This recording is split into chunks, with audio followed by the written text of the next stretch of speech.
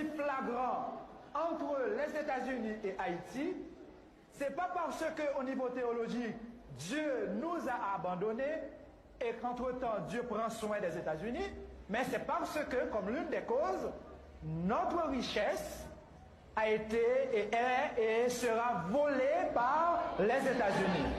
C'est clair, Dieu ne nous a pas abandonnés. De notre côté, il y a la misère. Dieu, s'il nous aime, s'il ne nous abandonne pas, il ne saurait tolérer cette misère. Nous sommes les enfants de Dieu. Est-ce que les États-Unis ne sont pas les enfants de Dieu? Oui. Si les États-Unis, eux aussi, sont des enfants de Dieu, est-ce que réellement les États-Unis nous aident? Ou au contraire, est-ce que les États-Unis se cachent derrière des aides pour nous exploiter encore davantage? Et nous pointons du doigt ceux que eux-mêmes ils appellent les aides pour dire à ces pays que nous comprenons le jeu et que nous ne sommes plus disposés à marcher à genoux pour quémander, mais à nous mettre debout pour réclamer justice et dénoncer ce que eux-mêmes ils appellent premièrement aide et ce que eux-mêmes ils appellent pays développés, car à nos yeux, beaucoup de ces pays, en commençant par les États-Unis, ce sont des pays sous-développés au niveau humain. Ce fut ensuite au tour de la Suisse d'être mise en cause. Qui ça n'est pas capable de dire dans la banque? Ça n'est pas capable de dire. Côté l'argent, nous, Alchita. Ah, notre argent va en Suisse. L'argent, Jean-Claude, toute compagnie, elles vont, les criminels sanguinaires, ma coupe d'Ivaléry, se vont, là, yo. Dans qui banque, Alchita? Ah. Donc, maman nous couche à l'hôpital pendant que 100 en Suisse, notre maman Haïti se trouve à l'hôpital, pendant que notre sang va en Suisse. C'est un scandale, c'est un crime au niveau international. Quand nous comparons nos dettes et nos dépenses pour les importations, et qu'en même temps nous nous rendons compte que ce n'est pas un simple hasard, c'est voulu, c'est entendu entre les grandes nations. Ils se disent grandes pour avoir beaucoup d'argent et pour avoir beaucoup volé.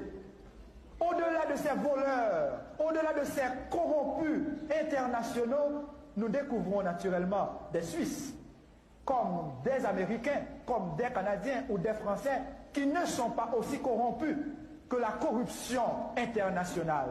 Et c'est précisément à ces Suisses, à ces Américains, à ces Français, à ces Espagnols que nous adressons notre demande.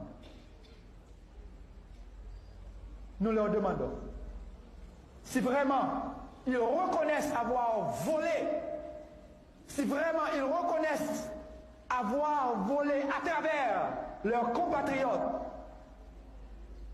tout au long du processus de colonisation, si vraiment ils veulent dire à la face du monde entier qu'ils sont développés, qu'ils commencent à ne pas avoir pitié d'Haïti. Nous n'avons pas besoin de pitié, nous.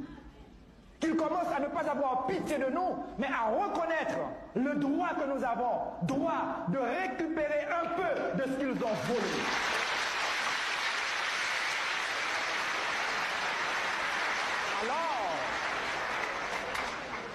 Alors, ils pourront se dire des personnes humaines qui transcendent le matériel pour déboucher sur une dimension spirituelle où la personne humaine se développe continuellement et n'ose pas appeler quelqu'un qui l'a exploité un sous-développé quand lui-même il est le premier sous-développé.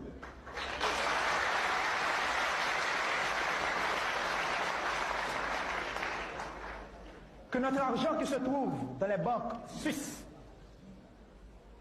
si vraiment des Suisses ou des citoyens du monde reconnaissent que notre sang se trouve dans leurs banques, qu'ils se mettent debout à côté des personnalités honnêtes internationales pour dire aidons ce peuple car son sang se trouve chez nous.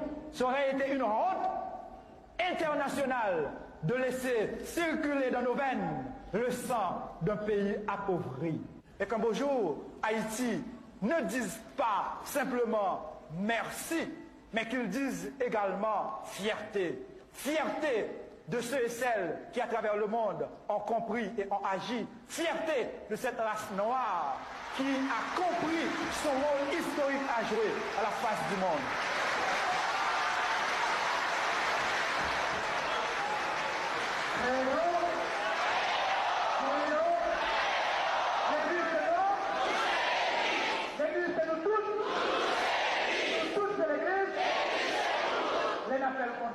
D'arriver ici, quand vous êtes là, ou non papa, à plus là, à